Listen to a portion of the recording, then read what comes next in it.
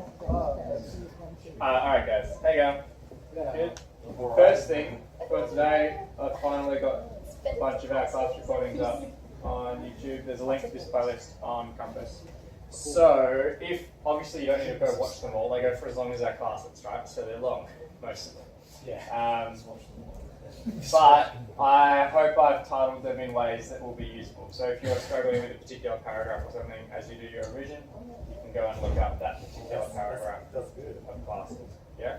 So that is there. The link at the moment is just on Compass on today's class. Yeah. So if you want to go back for revision, especially for this is Locke and Hume. This isn't all of our classes. It's just the ones where the videos were happening and where they worked, which is probably about 75% of the classes. Yeah, most of the Hume ones are good. Locke, there's only a couple, unfortunately. Yeah. Hand up if you reckon you've watched these at some point this year. Okay, interesting. Good. That's good. I'll keep doing it. How are we going revising Hume and Locke? Feeling alright? Yeah. Not too bad? Alright, shall we get into it today? We're going to go through a bunch of key points. Did everyone get a copy of this as they walked in? This was on Compass already, but it's a really nice summary of the Hume reading that goes through a bunch of the big picture stuff and has a bunch of the key quotes in there. Yeah? If you can read through this and you're really comfortable with all the ideas in this summary document, you're in a pretty good spot. Yeah? But if you read through and you think, oh, I just don't remember that at all, what is he even on about? That might be a good signal that you need to go back and revise that section. Make sense? All good. Excellent. Are there any questions before we kick off today? Questions you might have from homework, etc.? Questions about the SAC? Not at the moment, as we go maybe? It's on Wednesday, right? It is on Wednesday morning. Sections, there will be section A section and a section B section, and it'll just go for it'll go for between an hour and 90 minutes, we'll see. I also haven't yet decided whether there will be one section B question or two. I'm leaning towards one. I agree with you. So what you need to know is that it will be contained within the double, and there will be section A questions and section B. There will be section A and section B. Wait, how many marks is that again? 40 or 60? It should be a 40. It'll be a 40 mark Yeah. SAC. So we might, if it's a 40 mark SAC, I think we might do it in an hour. Section B will be an essay. So then we have time beforehand. There will be time for us to walk in, set up, look over your notes maybe for 10 minutes. But I recommend you do more than 10 minutes revision. Oh, yeah. Yeah. Any other questions? I haven't actually finalised the SAC yet, so still going for that. But how about we'll say it's a 40 mark SAC. We'll go for 60 minutes. Okay. Maybe section A will be pretty long because there will only be one section B question. That's right. I'd rather long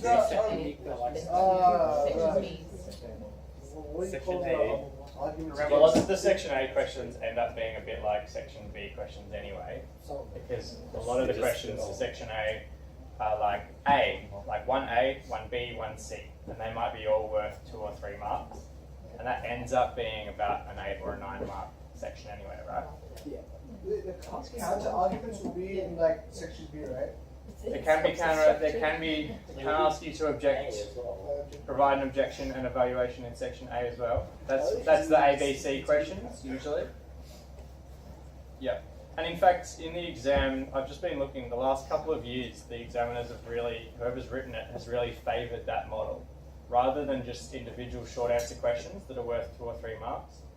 They seem to have been moving more towards ABC style questions, where you answer or respond to outline some ideas that's in a section of someone's text and then evaluate or respond to it, which is really the doing philosophy part. Does that make sense? Yeah. Which I think is actually good, right? Because you have to be able to spit out all the knowledge, learn by rote what they all think, yeah? But then the actual philosophy bit is how do you engage with it? Yeah? Is this a good idea or a bad one? And why? Yes. All right. I thought we might start by reading some of the textbook. We're going to do some textbook work today to get started. And then I might give you some time at the end to do some revision based on how you'd like to with the other people around you. So there we go. Cool. So 166 I'd like to go to.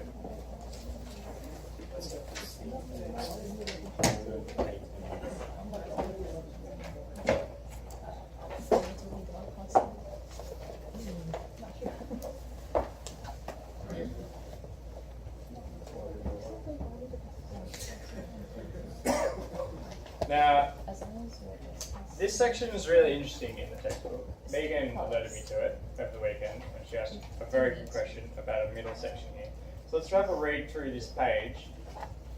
I'm not very happy with this section of the textbook, and I want to explore why, and I think doing so will really help you dig into what Hume means when he's talking about memory.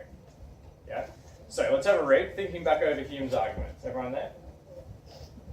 How is my future linked to my past according to Hume?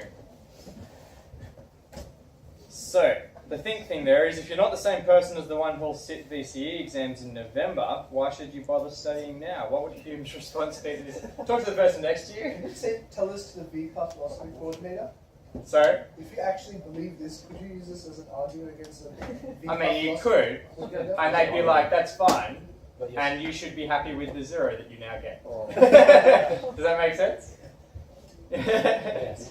Yeah, but what if you don't go to medieval That's just philosophy helpful. though, and you're like, I'm It's happy with the helpful. 0. Look, if you're happy with a 0, then, I mean, if you believe this argument, right, is anyone on board with this idea that we don't have a continuing self that you should care about?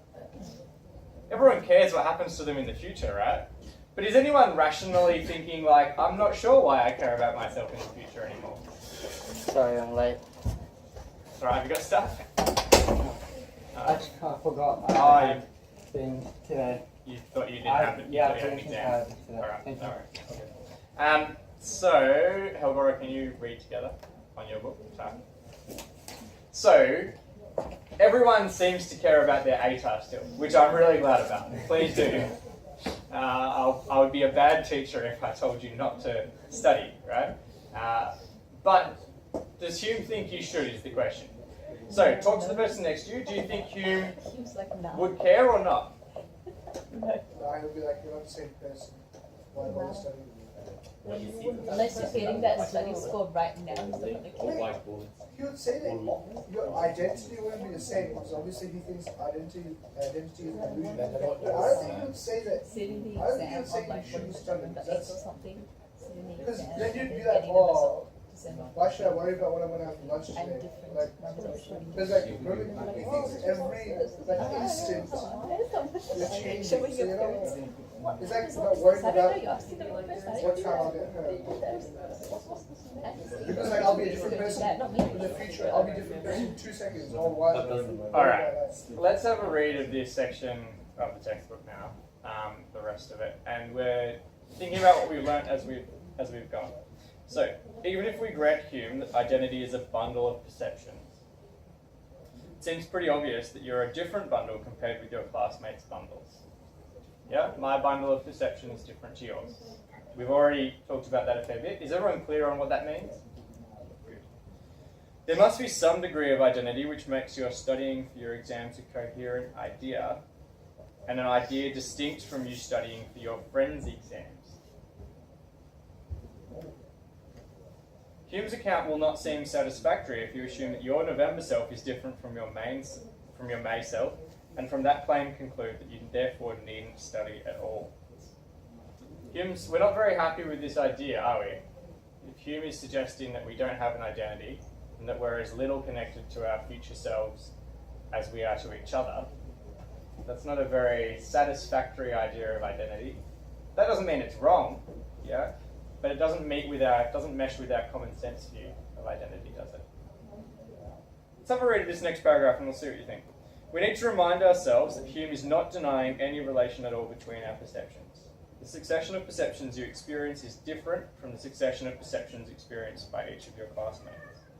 And the you which will sit exams in November is not entirely removed from the you in May, because there are links of succession between the bundle of perceptions that is you in May and the bundle that is you in November. Hume says we claim far too much for the relationship that exists between these bundles when we use terms such as I and you and imply fixed personal identity through time, but he does not deny that linking threads run between bundles of perception through time.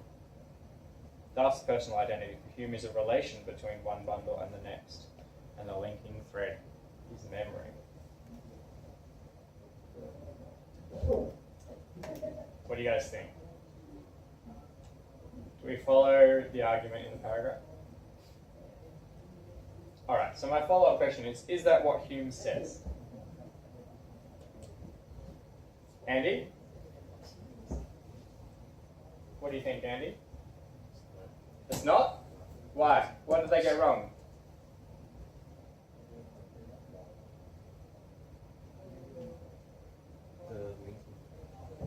The linking part, right? Alright. What does Hume say about the links between our perceptions?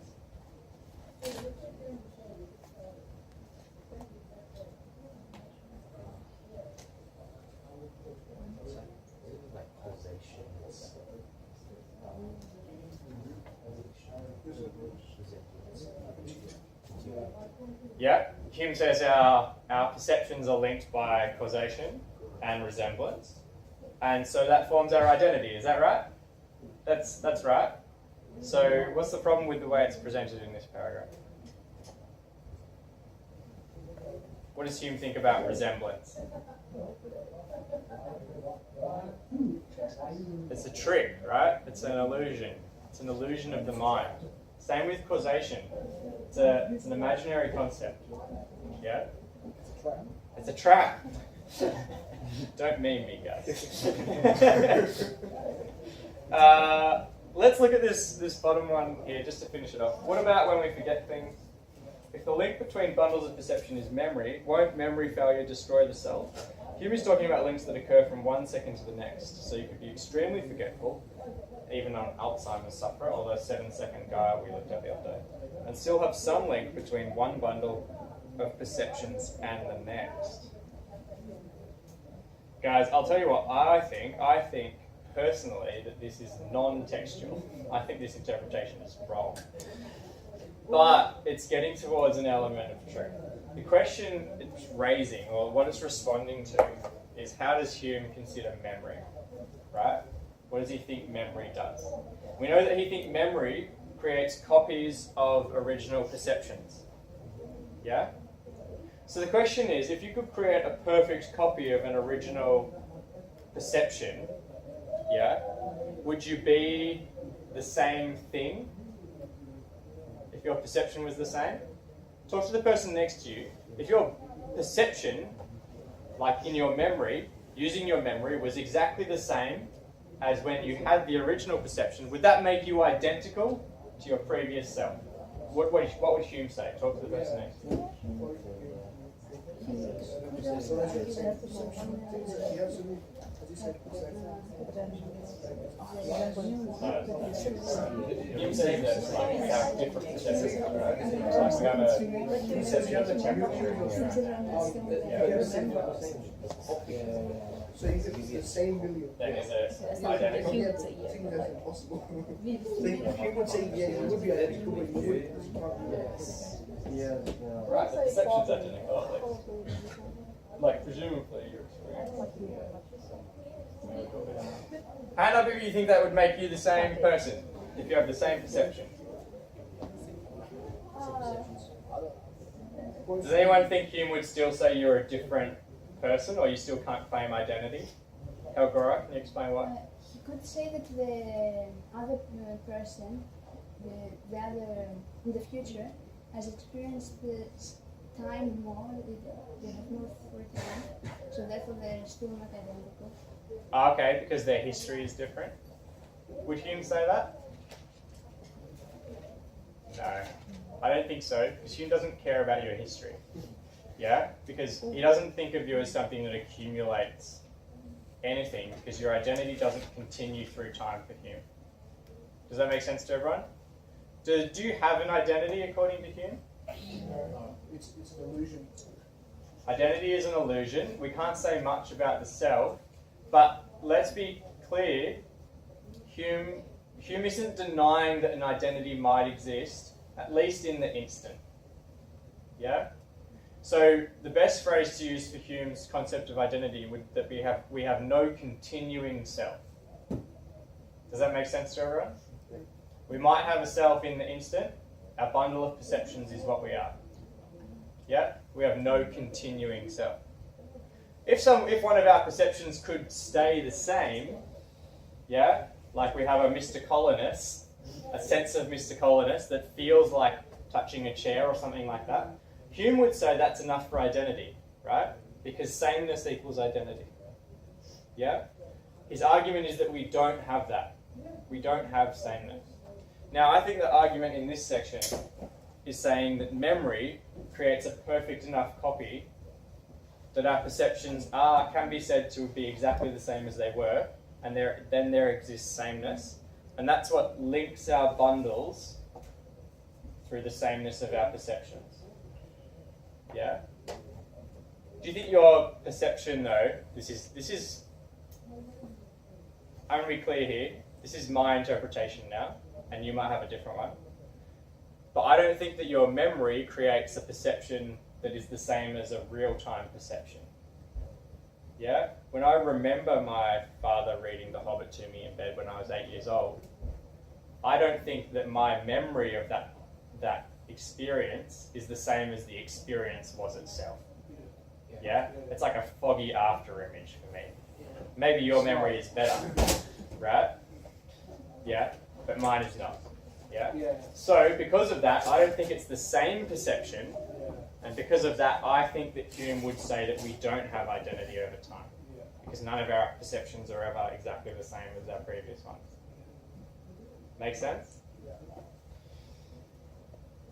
Cool. What I'd like you to do, please, is get your Hume text up. I want you guys to decide about this for yourself. I want you to try and find, in Hume, a section where he talks about memory, and decide for yourself. Does he think that identity can continue through time? Or does he think that parts of us can be linked over time? Or is he saying there can never be a continuing self? Or not never, but there isn't ever a continuing self. So, first job is to find a paragraph that relates to memory and this question. Second job is to answer that question. Do you want me to write it on the board? Alright.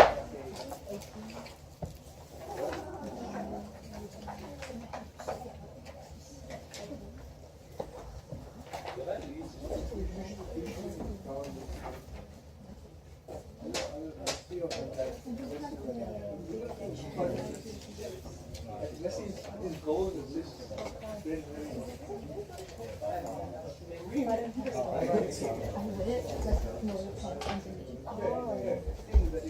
It was about winning Champions League, then Ramos would have won the Memory is 25. technically speaking, and then he scored 2 goals in the Champions League final, many tacticians, and one without the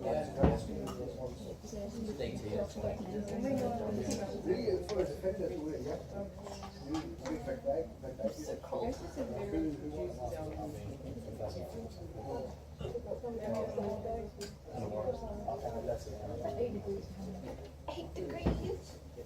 I think Ramos is one who scored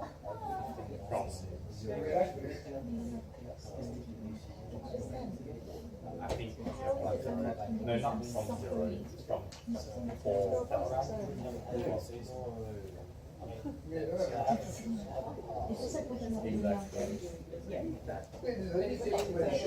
That's like all You've been cabin, not like cabin home, but like in a cabin.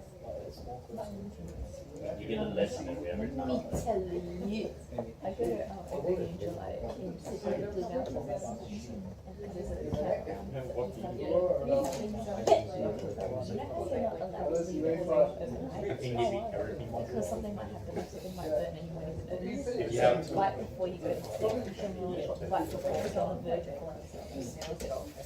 That's amazing. Falling asleep in the warmth and waking up in -2 degrees are two very different things. Oh god. It's so sad. I'm going to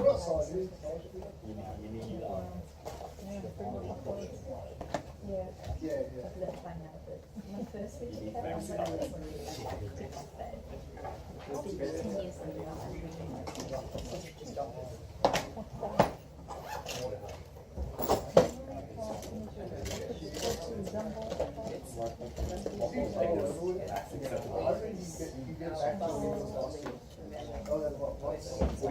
It's really good when you're getting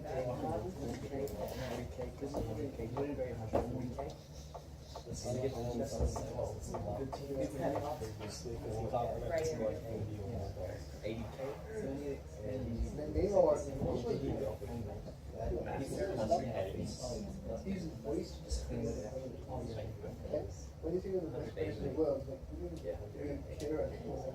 For one who's ever said, everyone's on the no one's yeah.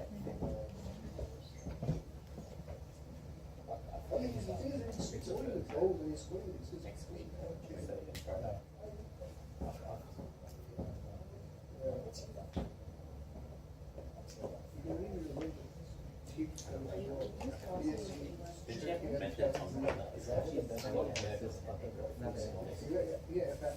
Is that on the Thursday?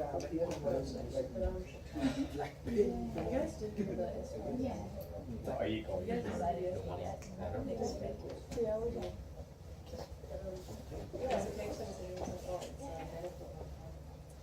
Imagine if the exam I don't like it. I don't like hyper. they say it's common. But yeah, well, because it's not common, algebra is there's like one algebra question, one matrix question, like maths, one graph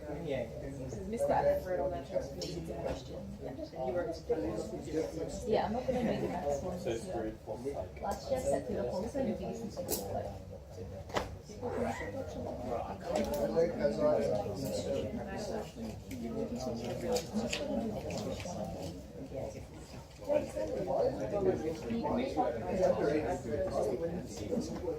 I'm gonna do the English humanities section, that's enough. Yeah, some people just wait for 30 minutes and leave. You have 2 days. What are you doing? Are you gonna do one more? Really?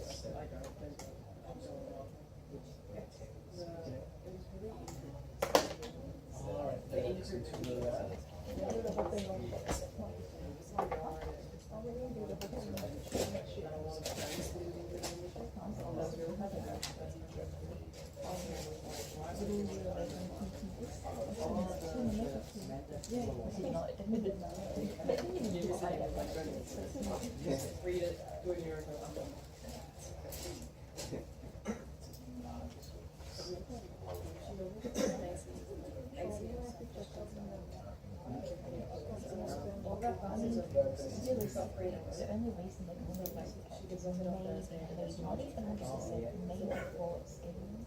Or if like not sure but if you're doing subjects that don't scale, like down or up, there's no point. And it's not like you're gonna purposely not short to exam. If I have an exam today, I'm not gonna do it. Unless I'm like hospitalized. If I am kind of on the 16th.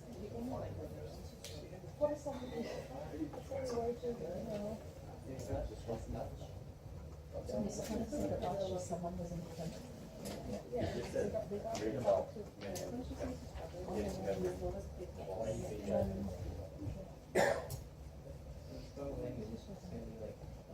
Remember when in the old days you had to read Canada's smart because I was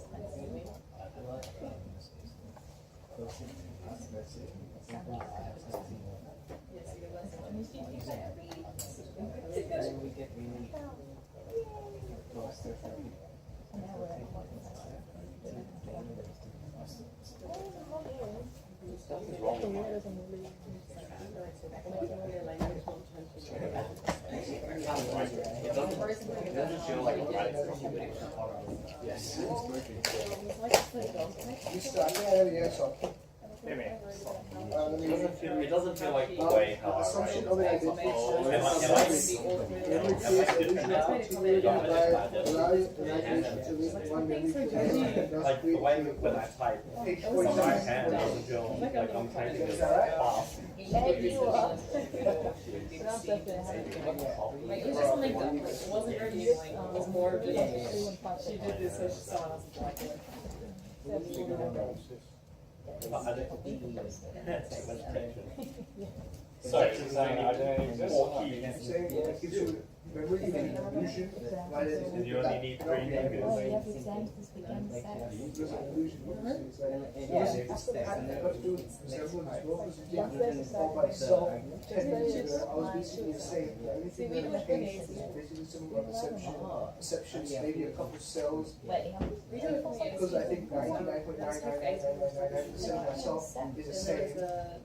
Although he says like, I'm not the same though, because obviously a little has changed. I think they're like in line with it, like 0.00001 has changed, then I have changed.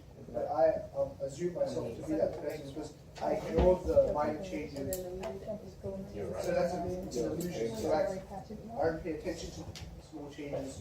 And anything we should your do. personal accomplishment You is know what I'm pretty saying? low. Next year, the exam is more important. Still do the text, obviously. But it depends on the percentage how much you do. Memory alone. So what percentage of your SAC result goes to your A-type or philosophy? Maybe they're just as important for philosophy. Well, what is he saying? Yes, some subjects it's 40% and then 60% for the exam. I don't know which subject it is. Can you find that quote in the text? Yeah, page, yeah, I could quote it from you. Sorry. No, in the text. Where's page In our text. There's no page. Did you get one of these? No, I didn't put that. Absolutely. Yeah. Yeah. What quote was it?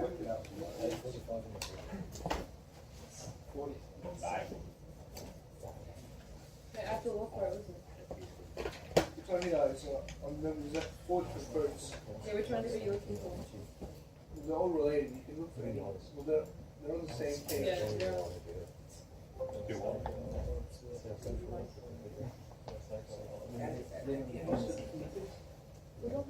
Just stuff. Well, I have this one. So for you to just be. Oh wait, the exams still go next week. Oh my god, are you That's sure? what puts it that is. At least it's not. I mean, you take one. Surely one of them. Yeah, well, 3 of them. Further part one of them. Alright. Has anyone found a section they think is particularly relevant? Yes, the part of 18 and 20 and 18 and 20, Yeah, 20 is probably. the most relevant. I mean, 18. Yeah, let's look at 18 first. I think it's got an interesting section. So I'm really interested to know what you guys think about this because I'm. People differ in this interpretation, right? So you really have to engage with this question and decide for yourself. And I'm not totally decided, but I do lean the way I said. Anyway, 18. To begin with, resemblance. Suppose we can see clearly into the breast of another and observe that succession of perceptions which constitutes his mind or thinking principle, and suppose that he always preserves the memory of a considerable part of past perceptions. It is evident that nothing could more contribute to the bestowing of a relation on this succession amidst all its variations. Memory. Memory is the thing that might link successions of bundles. Looking like good evidence so far. Let's see how we go. For what is memory but a faculty by which we raise up the images of past perceptions? And as an image necessarily resembles its object, must not the frequent placing of these resembling perceptions in the chain of thought convey the imagination more easily from one link to another, and make the whole seem like the continuance of one object? In this particular then, the memory not only discovers the identity, but also contributes to its production by producing the relation of resemblance among the perceptions. Case is the same whether we consider ourselves or others. The question is this saying that memory really does link our perceptions in a way that means our bundles are linked together? Or is it just giving the illusion of a link? Illusion? What sentence in there would most challenge the illusion theory? The interpretation. Contributes to its production. Nice. So the bit just before that, the memory not only discovers the identity. If we're saying that something discovers something, it means it doesn't just make it up, it actually finds it. Yeah? So maybe he's saying that there is a personal identity out there, if we're going on that one sentence, that really is out there. Convey the imagination more as an image necessarily resembles an object, frequent placing. Convey the imagination more easily from one link to another and make the whole seem like the continuance of one object. Keyword in that one, I would say seem. Seem like the continuance of one object. Yeah, Abdul? You know how he said that after he wrote this, he said, "Oh, I screwed up." Yeah. Maybe this could be the part, because it's so many different interpretations. This could be one of the parts where he screwed up. Could be for sure. I mean, there's a couple of bits in here that stand out for objection, right? A lot of people think that like the ability to criticize the concept of identity implies like our natural ability to link bundles, just like he's saying, yeah, means that there's something doing the linking, right? There's like a thinking us, maybe, yeah? Now, Hume's just going to say, no, there's just many thinking yous, and identity isn't the actual thing. Well, you say, well, all right, maybe your identity doesn't persist because you're not exactly the same through time, but there's something that continues. That's you, right? Something beyond the empirical experience, the bundle of perceptions, something tying it all together. Like, for example, a mind or a soul. Yeah? Now, Hume might say, well, we can't know what that is. We can't know what a mind or a soul is. And maybe he's right. But it seems hard to resist the idea that there's something tying the bundles together if we've got this faculty of memory that's working. Does that make sense to everyone? Now, Hume could very well argue that that something changes over time. Yeah? And that through that way, identity isn't preserved. But at least there's something. Yeah? Does that make sense? We're not just random thoughts happening in the universe. Yeah? But coming back to this, let's go to 20 as well, because that might help clarify what he's talking about with memory. So, as memory alone acquaints us with the continuance and extent of this succession of perceptions. That phrase is a bit worrying for me, succession of perceptions, but let's keep looking. It is to be considered upon that account chiefly as the source of personal identity. Had we no memory, we never should have any notion of causation, nor consequently of that chain of causes and effects which constitute our self or person. So if we didn't have memory, we wouldn't have an idea of causation, and we wouldn't have a self or person. That suggests that it's just a made-up concept, doesn't it? Tell me if I'm getting this wrong, guys, because this is a really interesting bit for me. But having once acquired this notion of causation from the memory, we can extend the same chain of causes and consequently the idea of our persons beyond our memory, and can comprehend times and circumstances and actions which we have entirely forgotten, but supposing general to exist. Alright, then he has this section about saying that, well, we always assume in our common sense view of identity that we in the past have done things. And then he goes, in this view, therefore, memory, you guys see that bit? In this view, therefore, memory does not so much produce as discover personal identity by showing us the relation of cause and effect among our different perceptions. It's incumbent on those who affirm that memory produces entirely our personal identity to give a reason why we can thus extend our identity beyond our memory. This is a key sentence, I would say. So that in this view, therefore, memory does not so much produce as discover personal identity by showing us the relation of cause and effect among our different perceptions. So, talk to the person next to you. He says, in this view. Does that mean this is my view that I'm presenting? Yeah. Or does that mean in this view that other people have of identity that I am now challenging? I want you to look at this, read it with the people next to you. I'm going to give you like 4 or 5 minutes to do this. Is this Hume's view or the view that he's challenging? Have a look.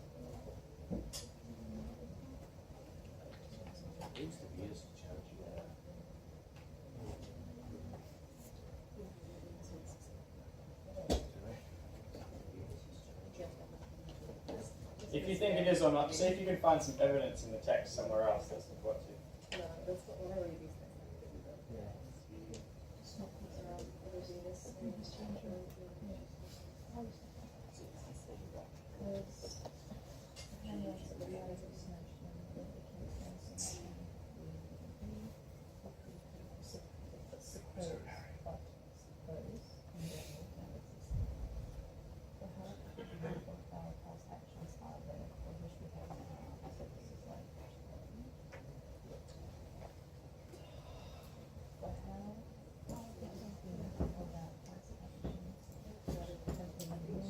You can tell me what his thoughts.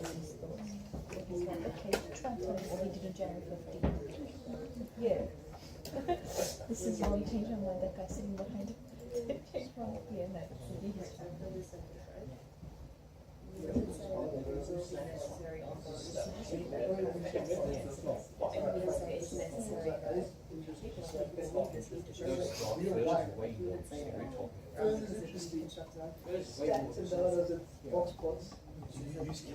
Everyday life.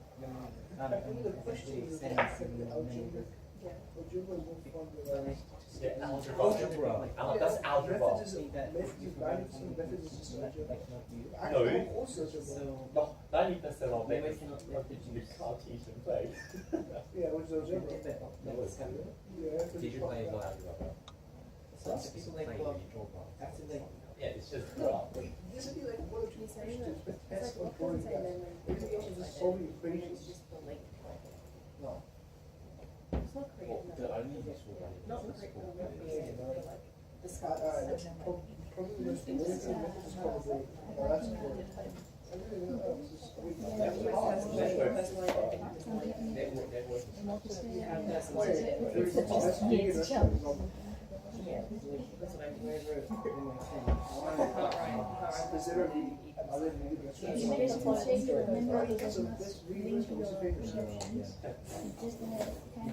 Actually, let's see. I would say that's good. Pretty good question. If I just tell me what doesn't have to be a thing. Just tell me one. I think he's saying his view is here, and other people's view is here. I think this is here. Do you go with the restaurant? But just tell me a restaurant you go. A vegan restaurant you go. You don't know the go to the restaurant. But at least it's vegan restaurants as well. It's probably called grass. Grass. This is one like that. So, I get vegetarian restaurants, and vegan restaurants I don't really sell. Or natural stuff. Like The same stuff without Oh, that's vegan. Yeah, actually, I think they're right. So, I think he's just exploring so, the possibilities. Yeah. Alright, do you make more? Smith and Jordan's. I said I don't know any. You don't understand. Alright, surely you know English discipline. What else is Bristol? The names of this Bristol. The greenbacks are. First sentence is Hume. And the second What? sentence The greenbacks are. Well, it's No, Israeli. the- Alright, right, never mind. the one after. Red Sparrow. Red Scout. Why would they make It's a pizza. It's a pizza shop. That's the vegan pizza shop. What they do there? And then one after that. Shop. You mean just flour and water? Milk. Milk. So There's a restaurant called Good Days. Young Greek food, young Greek food, lentils anything. Sister of song, Chica Thai. Let me see the reviews of all these restaurants. vegan food. It's going to be like everything. Smith and Jordan, now let's just reviews, let's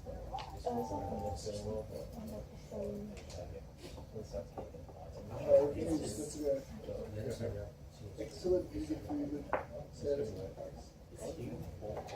Yeah. How's it going? Yeah. Yeah, it's just a made up thing still. I don't know.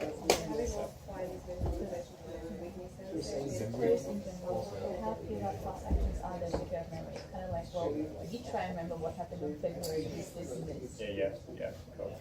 That's hard. But he's saying here that, you know, we wouldn't deny the common sense view that even if you don't remember, that's still you, right? Minus chopped salmon. Yeah. And then he goes on. Yeah, there's actually more potato salad. Whole English rice. This is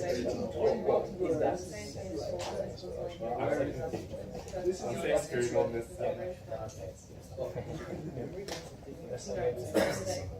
Then you explain that you get to like that ideal. He's exploring it until saying he has an idea. Okay. What do you guys think? Identity? No, identity.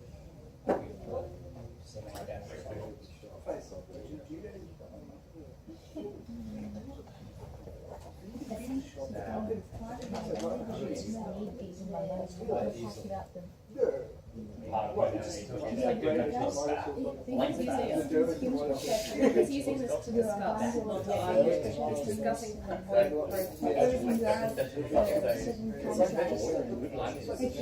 Good life is about Plato. Just learn about old people to know about It's still not a benefit. Yeah, it's part of it.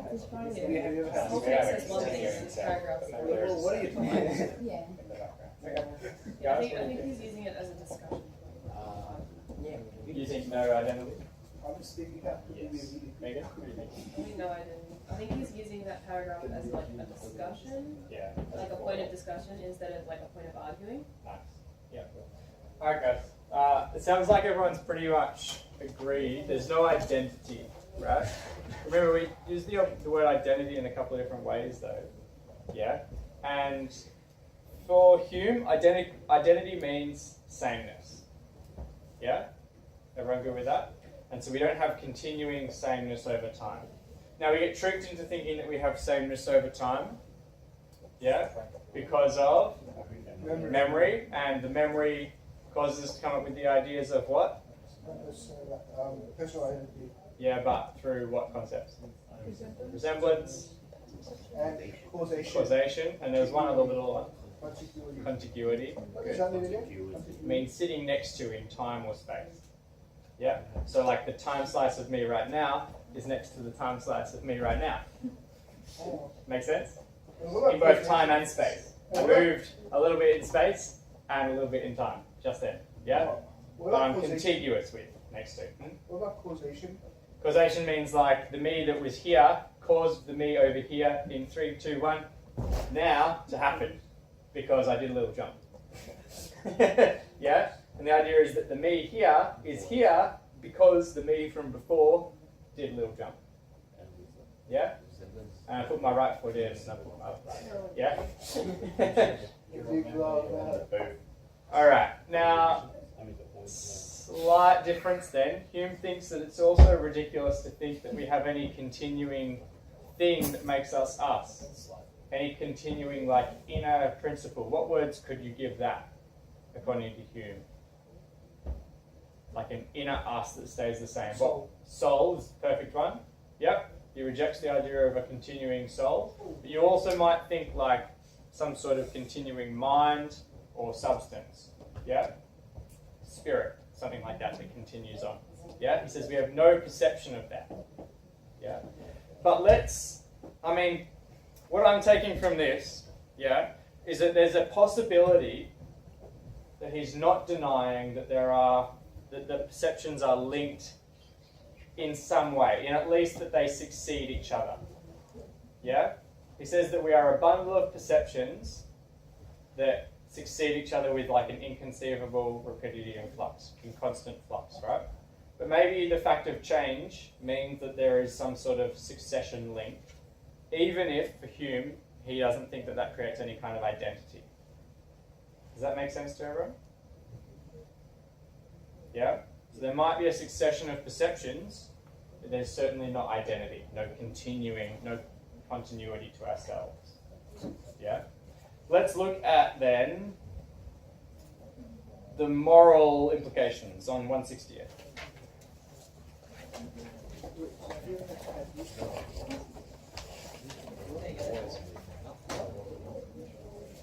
You have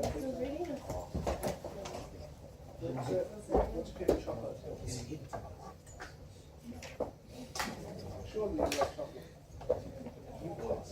Chocolate makes that. Chocolate can be made without milk.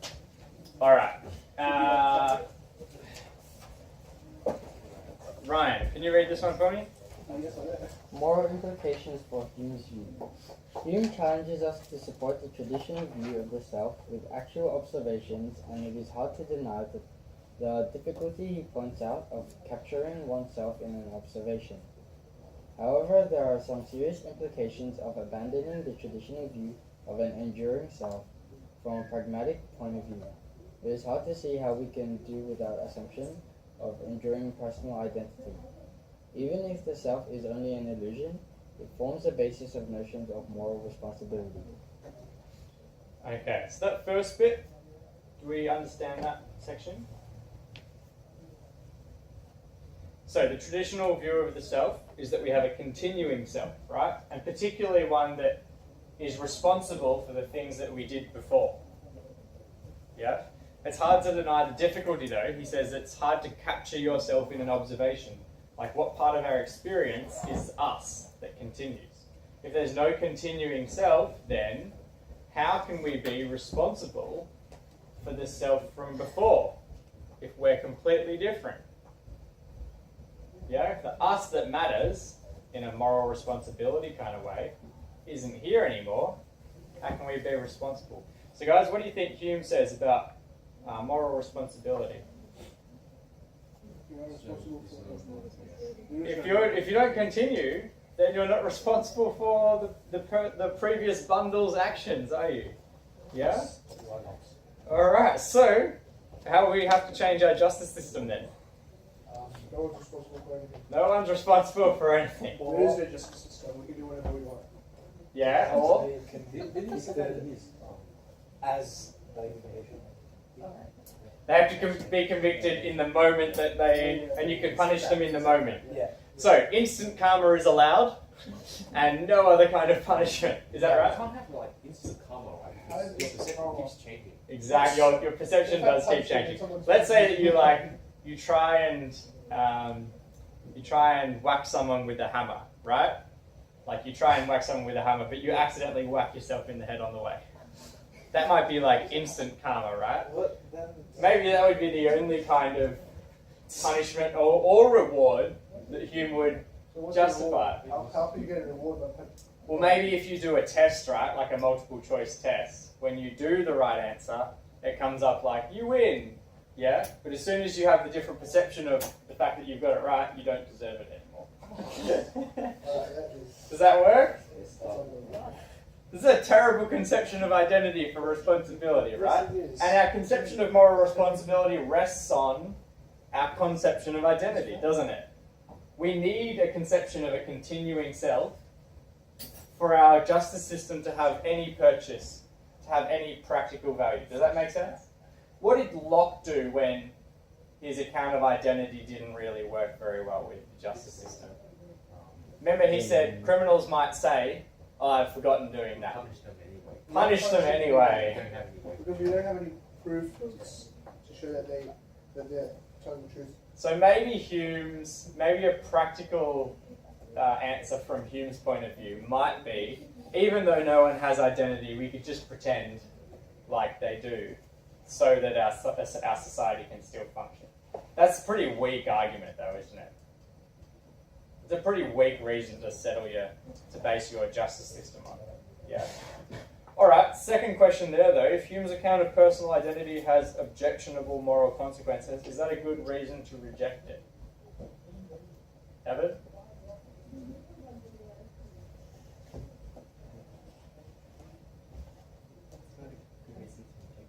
Right. Because he might be right. Right. And maybe he is right. We should actually change the justice system as well. Good. Okay. If he is right about identity, should we change the justice system? I put that to you. Talk to the person next to you about it. How would you change it? Do you think yes? What about when you're like your perception of the crime system, right? Because you, like they say that you're the one where you think It's changing. But that's not that big. yeah, it's changing. But what did you think about it? Like, for I did this. The morals are No, like you know that you did it, like for like the task that you did. Let's say you It's like this all the time and it's more. Yeah. what you did, you said you changed. They can't touch you for that. Yeah. So we could like lock them up to prevent them doing the crime, for example. Is that what you mean? Or should we punish them for potentially doing it? yeah, well, suppose. To prevent. Okay. Yeah, no, I think it makes a really good case for preventing crime. Like you set up a police system that tries to prevent crime. Right, that's what it is. It's not going to work terribly well. You only have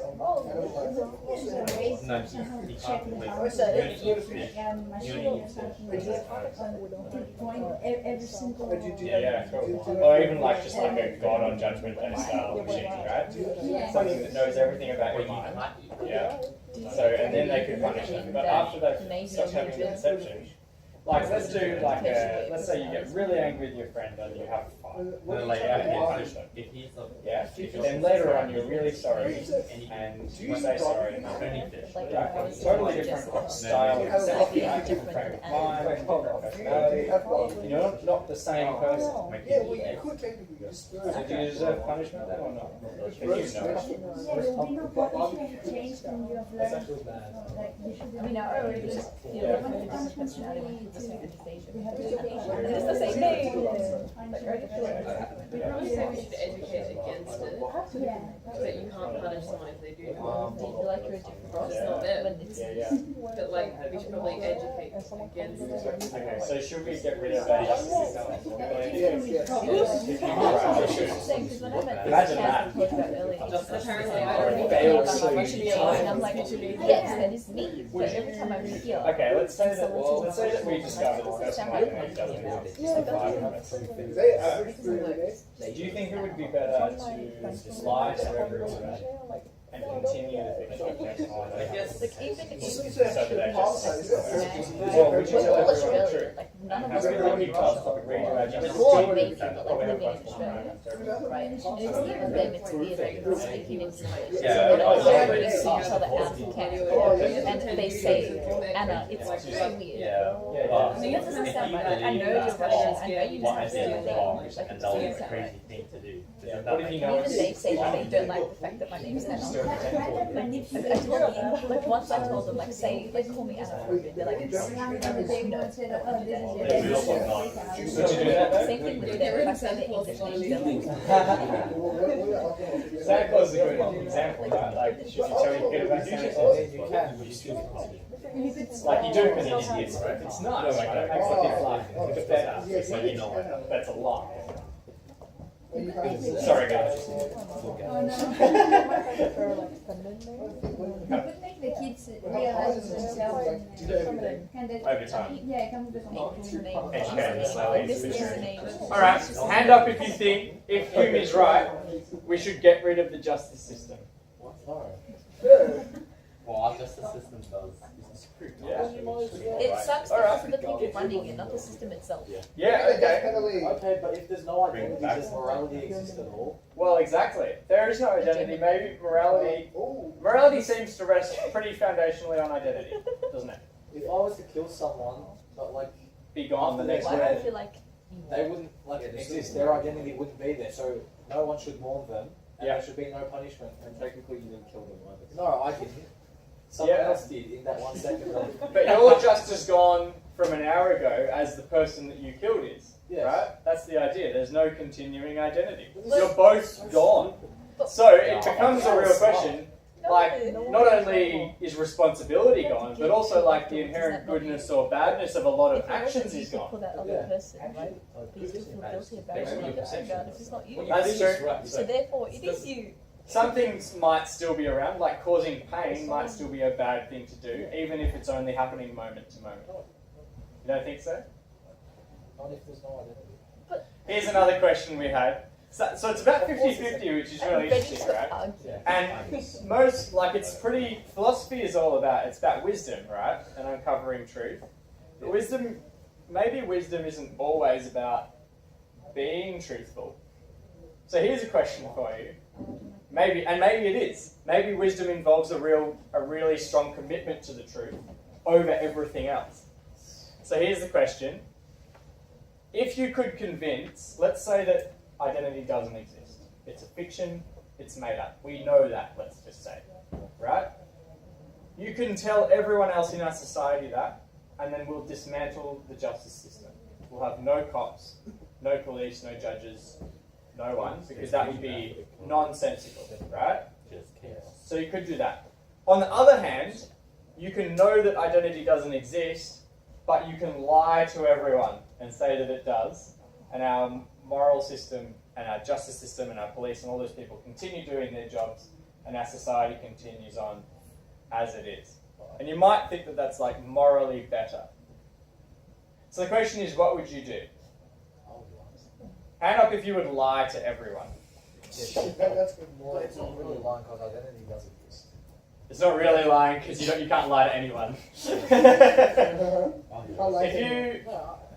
Sure. I mean, the flip side of that is if you don't think identity exists, then what's the point lying, right? Because if you don't think identity exists, then you should probably think that morality is not really worth anything like you thought it was, right? So lack of identity is just like fuel for anarchist society.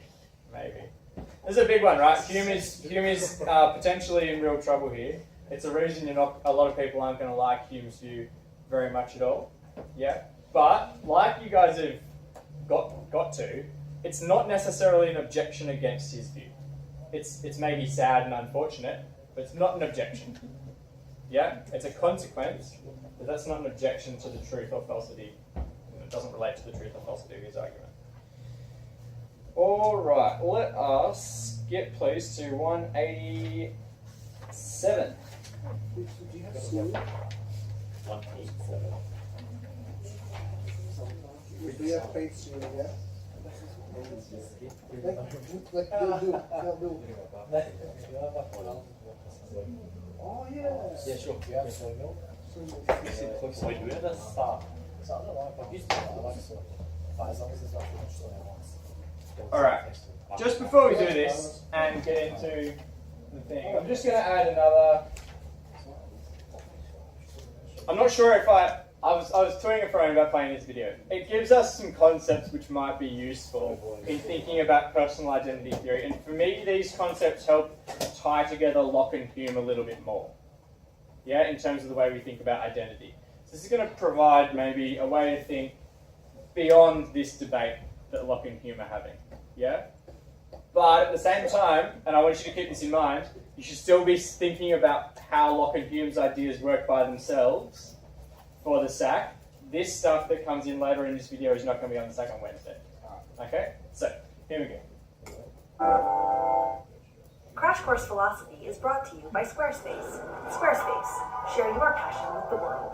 In your day-to-day life, you probably assume a whole bunch of different identities. You might be a sister to your brother, a daughter to your parents, a colleague to your coworker, a mentor to the kids you teach. Or you might think of your identity as being based on your interests, your skills, or things like your gender or ethnicity. Whatever they are, I bet you think of your identities as being pretty fixed, stable, and you like them that way. And if that's the case, I'd like you to meet this guy, 18th century Scottish philosopher David Hume, because he says you're wrong. Hume argued that the idea of the self doesn't persist over time. He said there is no you that is the same person from birth to death. He said the concept of the self is just an illusion. This could be either liberating or terrifying, depending on how you look at it. I mean, if you don't have an identity, you don't have to worry about identity theft. But what does it mean for my understanding of myself and for the people I love if there is no single constant me? If that's the case, then the person I'm married to is literally not the person I fell in love with or made those vows to, which would suggest that I don't need to keep those vows, and neither does she. And what about personal responsibility? How can you hold someone accountable for their actions if they're not the same person now that they were before? And how can you be responsible for something that you did if you're always changing?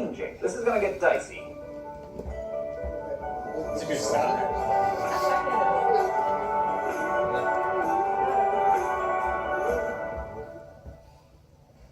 If you joined me last time when we talked about personal identity, you'll remember that we considered two main possibilities for what might preserve you as the same person over time. One approach was the body theory. The video before this looks at the body theory where it's John Locke. You remain you over time because you occupy the same body from birth to death. And the other was John Locke's memory theory, the view that your memories are what makes you the same person over time. I'm me because I remember being me in the past. So both of these models have some problems. No matter how much we want the idea of permanent, persistent selves to be a thing, David Hume said they just aren't. For him, it was really a no-brainer. If having a certain identity means possessing the same set of properties, he said, then how could anyone really maintain the same identity from one moment to the next? I clearly don't share all of the same properties of my childhood self or even of myself before I shaved today, so Hume would say that it's silly to pretend that I'm still me. But I feel like me. So what did Hume think was going on? Hume said the so-called self is just a bundle of impressions consisting of a zillion different things. My body, my mind, and my emotions, preferences, memories, even labels that are imposed on me by others. Think of a box and say it's marked Hank, and then put in that box everything that makes me who I am. My DNA, mannerisms, political leanings, my glasses, the relationships I have with others, the various roles I hold. Then you take away the box. Hume's point is, the self is just shorthand for all the junk in the box. And the fact that there is no box points out that there's no single underlying thing that holds it all together. And meanwhile, some of the stuff in the bundle goes away and new stuff shows up. So if you look at the bundle that is me now and compare it with the bundle that my mom and dad brought home from the hospital, they would be almost completely different. So Hume said we're all just ever-changing bundles of impressions that our minds are fooled into thinking of as constant because they're packaged in these fleshy receptacles that basically look the same from one day to the next. To explore this some more, let's bounce over to the thought bubble for some flash philosophy. Contemporary British philosopher Derek Parfit, probably after watching a Star Trek marathon, posed this thought experiment. Imagine a machine that breaks you down atom by atom, copies all of that information, and transmits it to Mars at the speed of light. Once that information gets to Mars, another machine uses it to recreate you atom by atom,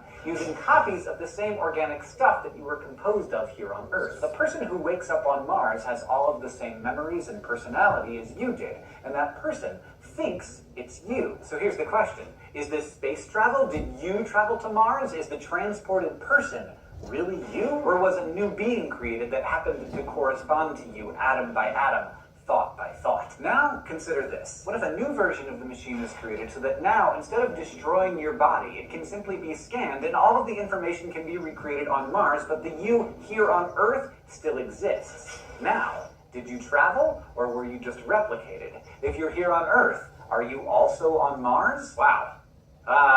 Yeah. Thanks, Thought Bubble, I think. Parfit agrees with Hume that there isn't such a thing as personal identity over time. So he says, in either case, you didn't travel through space. That's just a new you that shows up on Mars, whether the old you was destroyed or still exists. And you know what? Even if you hopped on a spaceship and flew to Mars the old-fashioned way, it'd still be a new you that arrives because you would have experienced all sorts of changes during the trip. But the thing is, Parfit thought Hume missed a really important point. Even though there isn't a singular you from birth to death, Parfit says that each of us has a psychological connectedness with ourselves over time. Think about your life as being like a piece of chainmail. The mesh that is your personal identity is made up of lots of separate chains, and those chains intersect at certain points to make up the chainmail. As you follow the timeline of one particular set of links, new links are being created that add to the chain. And as time passes, the links that are farther back in your past slowly start to drop off as they lose their psychological connection to you. So when you stopped loving Dora the Explorer, that link dropped away. And when you discovered that you totally love philosophy, a new link was created. But some chains intersect with that other chain, and they have links that persist for a long time, like the love you have for your parents. So Parfit says that, sure, I'm not the same person I was when I was in elementary school, and I won't be the same person when I die. I'm not even really the same person I was when I started this sentence because every experience changes us, at least a little. But parts of me survive the passage of time because they're psychologically connected to my previous selves. And survival is what's important for Parfit. As long as enough of the elements of you persist, you see yourself as relevantly the same, but not for a whole lifetime. Parfit would say that none of the you that existed at birth is still around. Your physical matter is almost all different, and you have no memory of that time, and your preferences have completely changed. Baby you has not survived, but some of last year you probably has. And Parfit seems to have hit on an important insight here. Think about what you do when you catch up with an old friend. The first thing you do is ask what's happened since the last time you spoke. What you're doing, without really thinking about it, is recognizing that both of you have changed. If the changes are big enough, then your friend could seem like a stranger at first. So when it's someone you care about, you take the time to reacquaint yourself with this new person, because you recognize the need to always know the most updated version of that person. But the opposite can also happen. Think about that aunt you only see at Christmas who still pinches your cheek and gives you a new American Girl doll every year. She probably knew what you loved when you were 10, but she doesn't know the current you. The version of you she's shopping for at Christmas doesn't exist anymore. But since you rarely see each other and you haven't made the effort to know the new yous, you're both looking past each other in that painfully awkward way that makes holidays with relatives so special. So now let's think back to the question we discussed earlier. If I'm not the same me over time, how do I make sense of promises, obligations, and responsibilities? Parfit's theory gives us an answer. Your degree of responsibility and obligation corresponds to your degree of connection to the person who made the promise or incurred the responsibility. So if you were a kindergarten bully who grew up to be a totally sweet guy who would never bully anyone, you don't need to feel any guilt. You're not that person anymore. You don't bear responsibility for that person's actions. Likewise, if you and your childhood bestie Pinky swore to be each other's maids of honor when you grew up, but now the two of you have nothing in common, you're off the hook for that promise. Now, about those marriage vows, well, a promise that lasts a lifetime doesn't really make sense in Parfit's view, and there are actually people using this line of reasoning who argue that marriage contracts should be temporary with the option of renewal, like a cell phone plan. But others have said that vows like this can actually stay relevant even after a lifetime of changes. Over the years, you and your spouse change and become different people, but these thinkers point out you may be constantly reaffirming the promises you made on your wedding day. So a wedding vow isn't a promise you made years ago when you were a completely different person. It's a promise you made this morning when you took out the trash and cleaned up the hairball the cat left on the rug. Why is it always on the rug? So clearly, we're not talking about Batman or science fiction or hypothetical trips to Mars anymore. We're talking about how philosophy can teach you about yourself and the people you care about, and how you can continue to know them and be close to them over time. Today, we continued our exploration of personal identity, learning about Hume's bundle theory and Parfit's theory of survival through... Does Parfit's theory appeal? Yes. Yeah, more than Hume. More than Hume's? Because So, nice. So what does Parfit add that Hume doesn't have? some of Some of you. still remain. Connectedness, psychological connectedness. It's not like it's right? entirely like you're either you or you're not. It's like Right. part of you. So there's this idea of survival, right? Some of you can survive into the future, and other parts of you might die off. Who else does this sound like? A little bit. I'm locked. It sounds a bit like Locke, doesn't it? Because Right? it's like memory. If you can remember it, then you while you. Right, if your consciousness can extend backwards, presumably to some sort of previous self through psychological connectedness, right, then maybe that's what makes you you. Yeah? But it's a bit beyond that. Parfit's a bit different. He's saying that there's a chain of thoughts, of processes, yeah, that are linked to one another by something. Now, Hume's going to deny that these things are linked together. All of these experiences, the thoughts, all the things that make you you. Hume doesn't think that causation is something you can experience, so he thinks it's going too far to say that it's a real thing. Cause and effect, not a real thing. Does everyone get that? And that's why Hume is always going to, he's not going to like this idea that we can survive moment to moment, right? He says either you have this experience that's continuing the same, or it's different. Yeah? Now Parfit's going to go beyond, and that was a nice little summary of the Mars Parfit example as well. Do you guys remember that, the teletransporter? Yeah. Good, that's a really good objection to Locke. Nice one. Does that help a bit with responsibility and stuff as well? Alright, so question, for Parfit's view, I know this is not for the second Wednesday, but for Parfit's view, how does moral responsibility work? You should be in jail if you do something bad until what? Until you're not the same anymore, right? Until you become like a different, you psychologically become someone else. For example, someone who regrets the previous action or feels bad. Also, about if you regret, then you can't go to jail. Yeah, so that's a good question, right? If you rob a bank, yeah, and you like take all the money and you spend it and you're really happy with it, and then you go to jail for 5 years. But you've got a 20-year sentence. But at the end of your 5 years, you're like, oh, I'm really sorry. I've met some of the people who I took money from. I feel really bad about it. I wish I could repay it. Does that mean that you're psychologically not connected to the previous person anymore? That person doesn't exist. Yes, I agree. And so you should be let out of jail. Is that right? Well, what if you do it as soon as you commit the crime? Like, Yeah, what if you commit the crime and you're like, oh, I feel so bad about this already. Like, I just have all this money. What if you like, pay for his funeral, I feel bad. So, good question. Talk to the person next to you very briefly. Do you think you should be let out of jail if you become psychologically different enough? If you regret? Yeah, that's what jail is. They just They assume you regretted it. There's no way to know. Unless you're a And just to have It's been like a conversation, but yeah, because there's nothing. what if it's like Actually, just saying.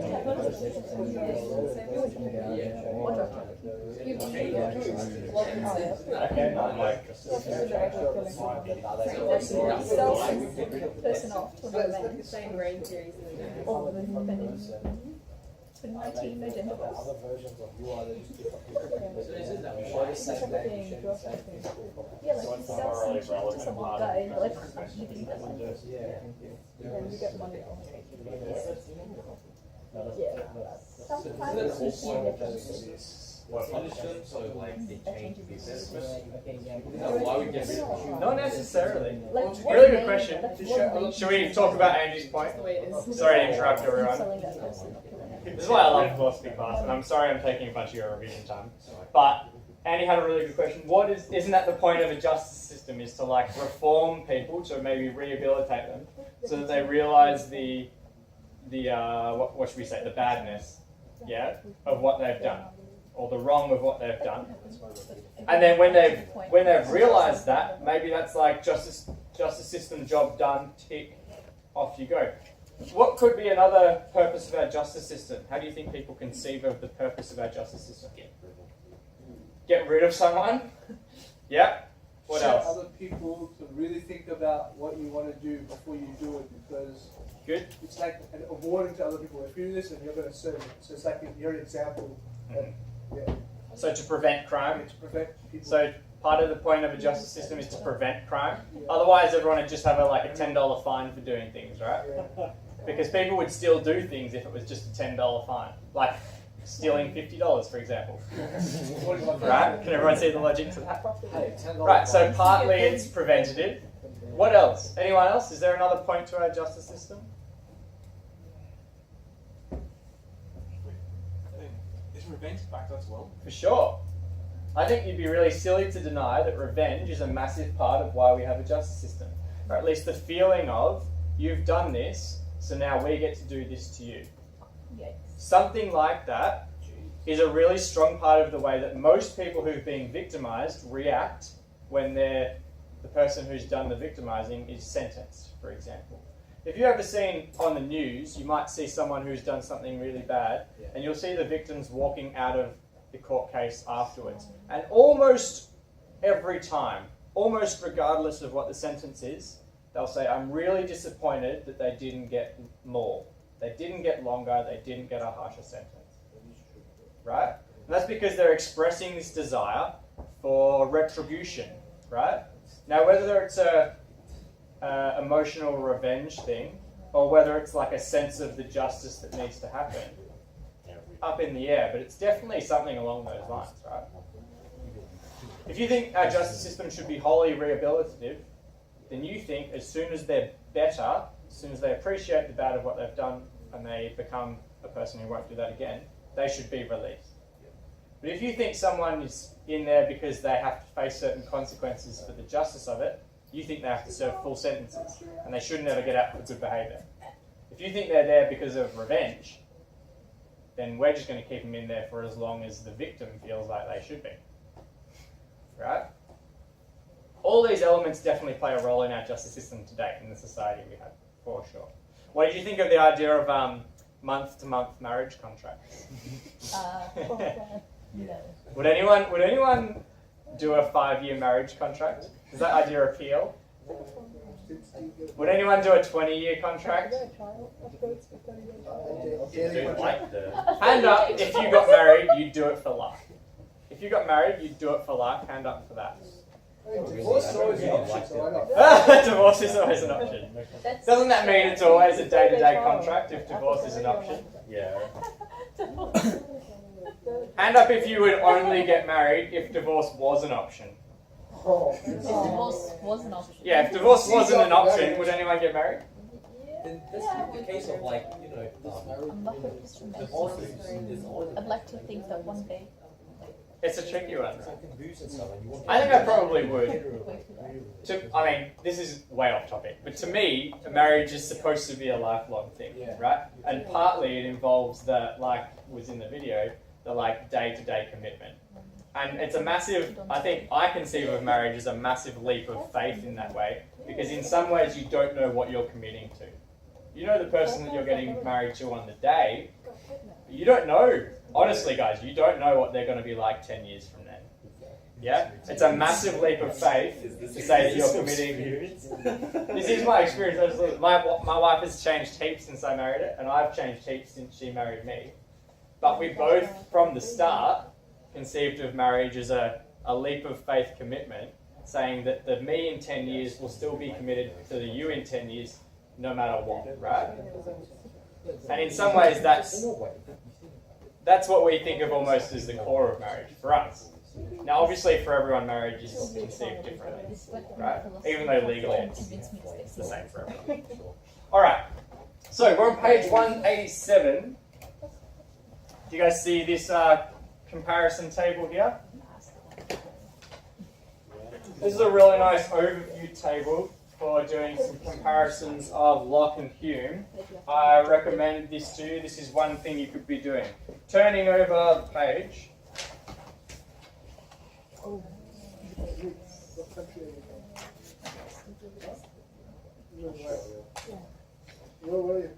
All right, let's look at the do section on this. We're going to talk very briefly through these debates in terms of Locke and Hume.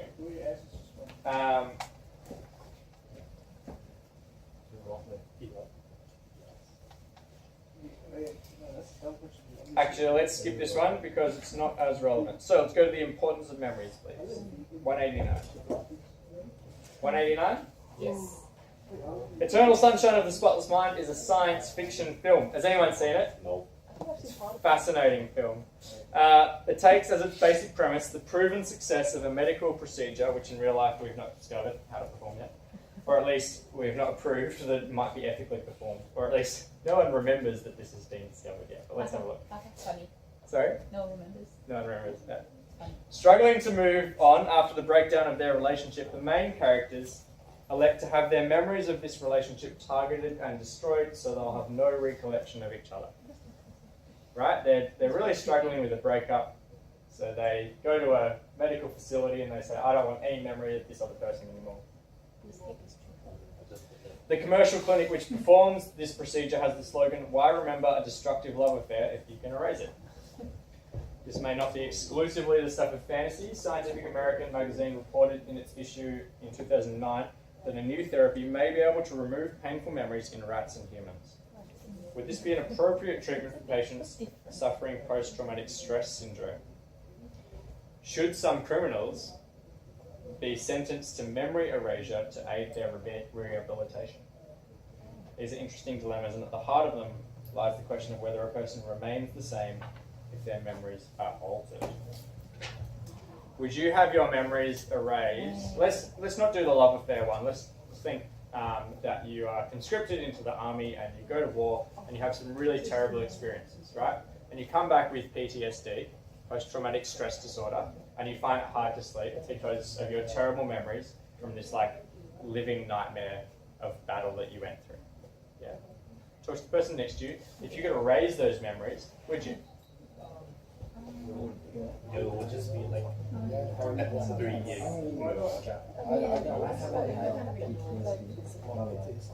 But at the same time, I want to remember things. Not for the sake of it being in your thoughts. I want to remember the experience of what it's like. I want to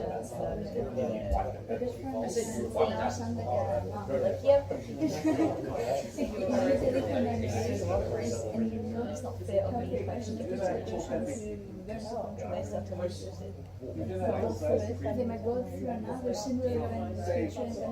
Alright.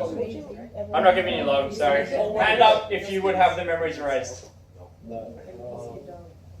Wouldn't you go back to the army because before that? Hand up if you wouldn't have them erased. Then you erase from your years. Does anyone want to explain why they wouldn't? It's like the kind of experience of the war kind of Is the thing who you are.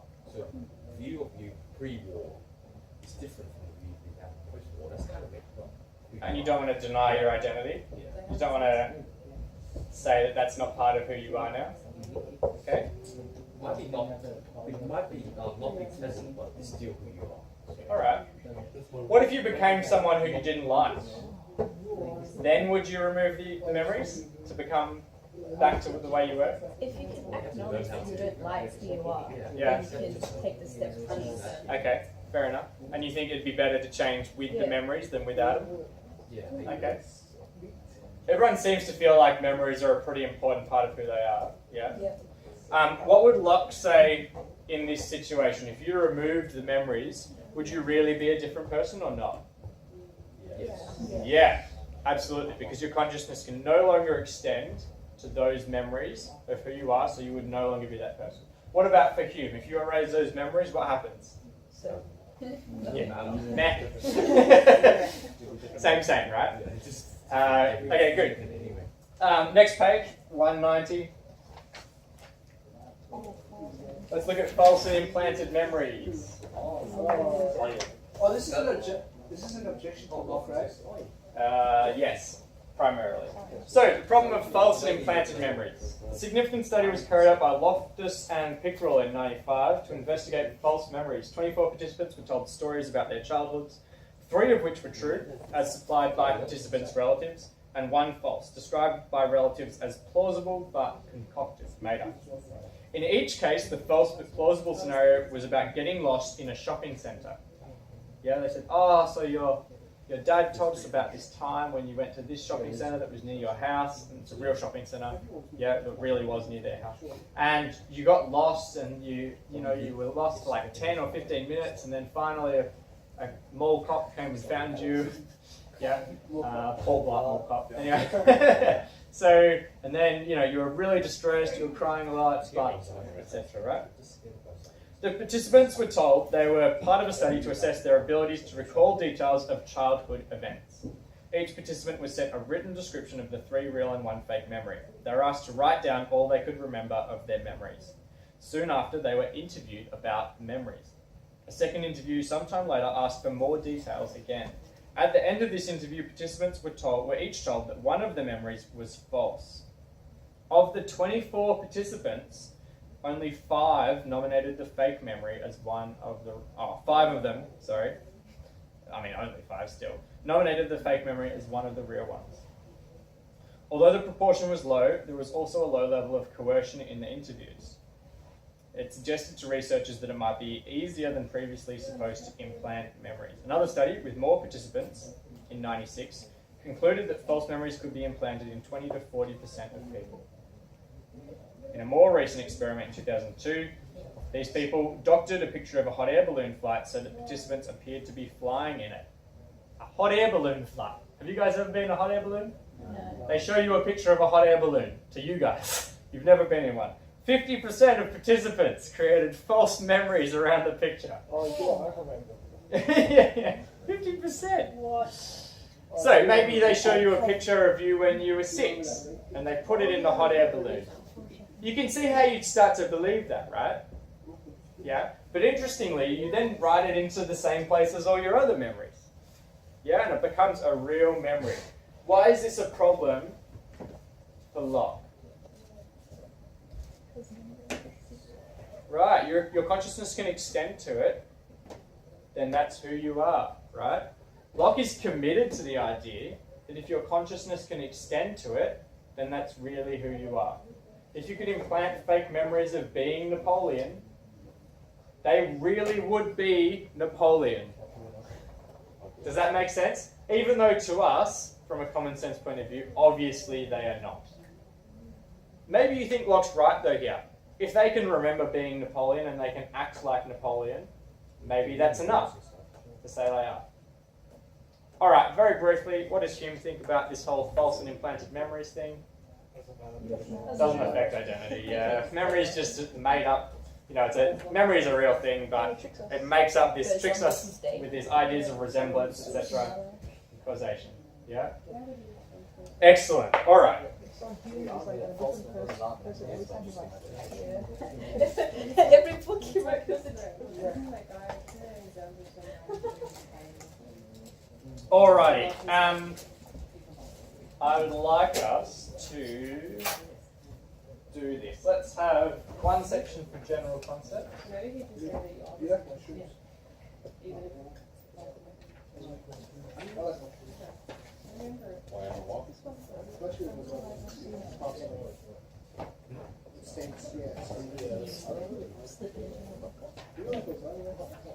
Because he's like, what do you call it? He's, Alright. I would like you guys to develop in the next... Oh, we only have 2 minutes. Take up a lot of time. What I want us to develop together is a list of key concepts, thought experiments, and ideas that relate to each of these 3 areas. Yeah? So, I would like... Who would like to do general concepts? Anybody? I'll give you one. One might be the same body theory. Another one might be like empiricism and rationalism. Yeah? General concepts. We're making a list. Hand up if you'd like to start making a list of general concepts. Evan and Helgora and Ryan. Thank you very much. Hand up if you'd like to start on John Locke. Excellent. The 2 of you, please. Daniel and Andy. And Megan, please. Actually... Wait, as a group or...? No, you can just... you can move into a group if you like, or you can do it where you are. Totally up to you. Do you guys all want to do Hume then? Yeah. Everyone else? so we'll Locke. Megan, what do you want to do? Locke or Hume? Alright, excellent. Do you 3 then want to move over here with these 2? You guys can do Locke. You guys then, 5 of you, are doing David Hume, list of key concepts. You guys have 6 minutes. to list all of the key concepts and ideas. Can you please just give the little finger concept a lot? That your consciousness is now. Oh wait, if, he says if, it's a thought experiment, right? If your finger got cut off and your consciousness went with the finger, They need to do where would this. you be? And what is what exactly say?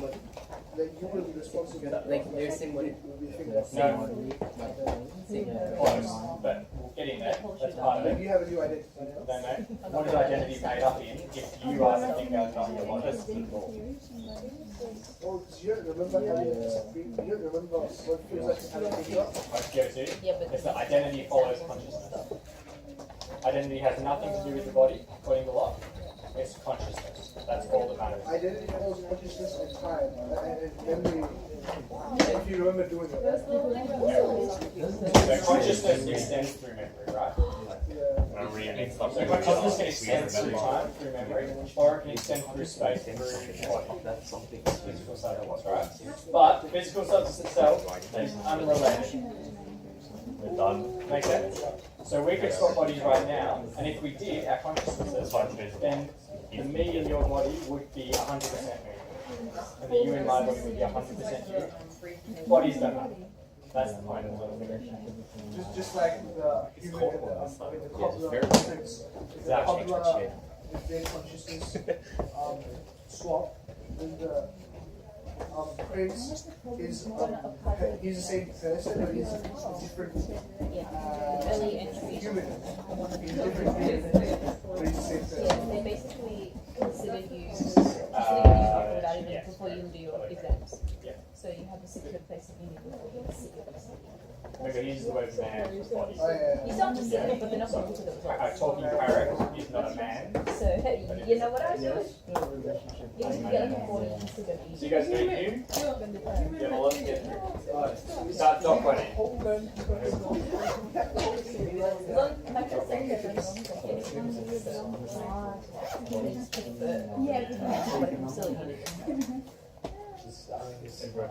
Kevin, you next to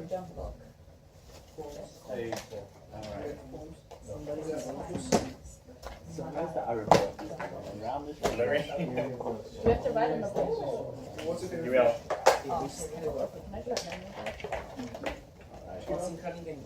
Does that include example? Yes.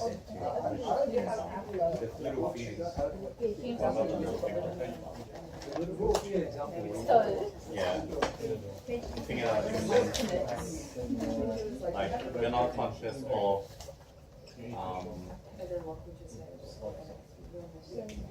you're not conscious of your finger until you move. Something like that. Alright, let's read. What is it that I'm recording? What answer might not be recording anything? Okay, wrong one. Yes, and those How is that related? So symbolics in brain, So we're gonna bug out some of our. Okay, what do you got?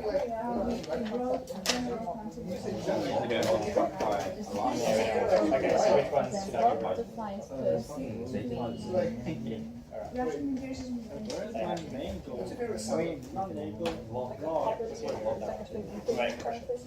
Is it called person and man? And ideas? Just person equals this, comma, man Is equals that going to be over here? Yeah. or man versus It's person. sort of the whole lot. Man vs But person. I'll put it. This is silent and this is a genuine question. What's a physical question? Man's and Nothing person's. but ideas.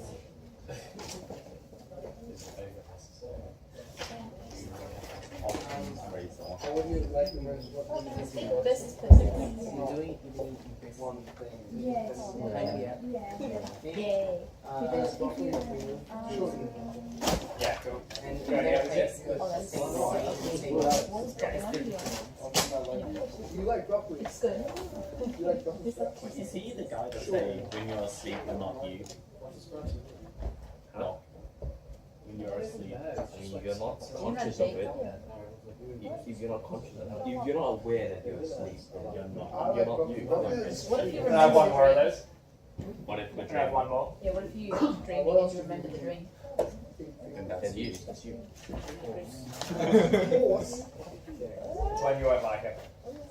Yeah, what if you have like a weird ass dream where you're like a bird or something and you remember Oh, being a yeah, bird? cool. Does that make me a bird?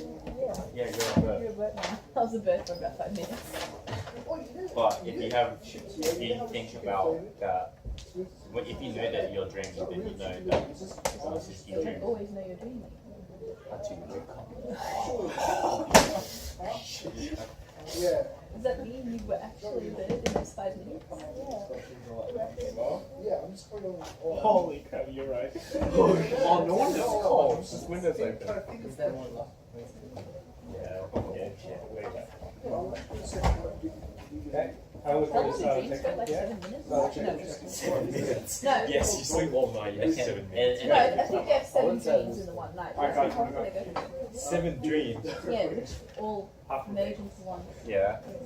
You didn't know that. I didn't know that. The most I could That's ever why your remember. dream goes from like Wait, whoa, fucking whoa, mermaids whoa. to like You guys writing down this? I'm gonna come back to you.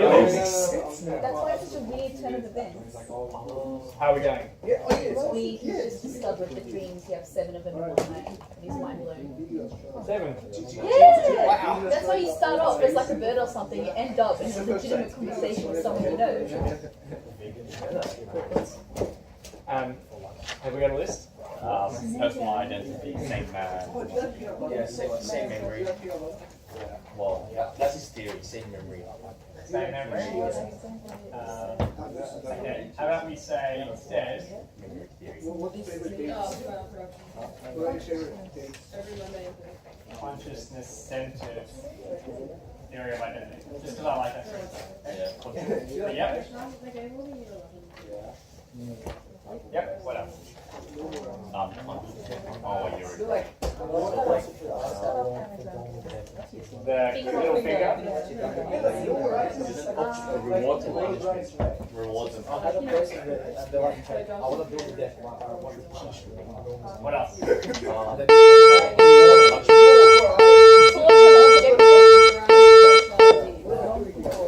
consciousness makes personal identity.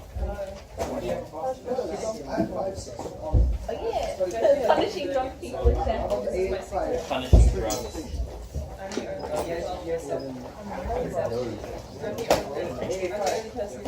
do. This one's at the latest right now. It's the one that he made us right now. Projections? The closure. Oh, it's already updated. Like, I have a scene. Amnesia. Yeah. Amnesia's not really a fiction because you just take it. Wait, if I take it, but it isn't a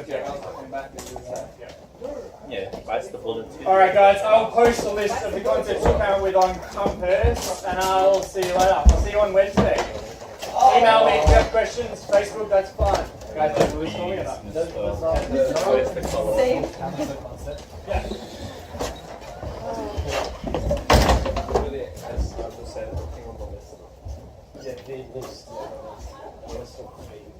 Okay, so you guys just talked about me.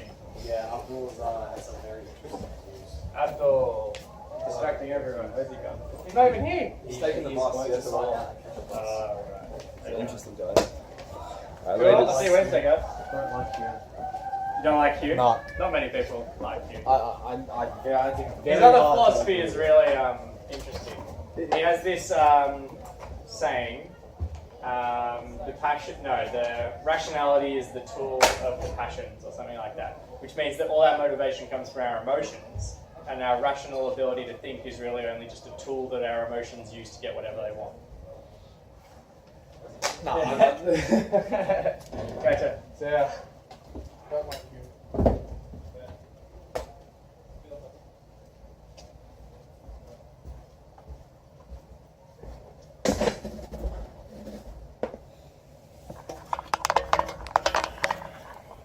I'll put a list of the key concepts up on Facebook soon.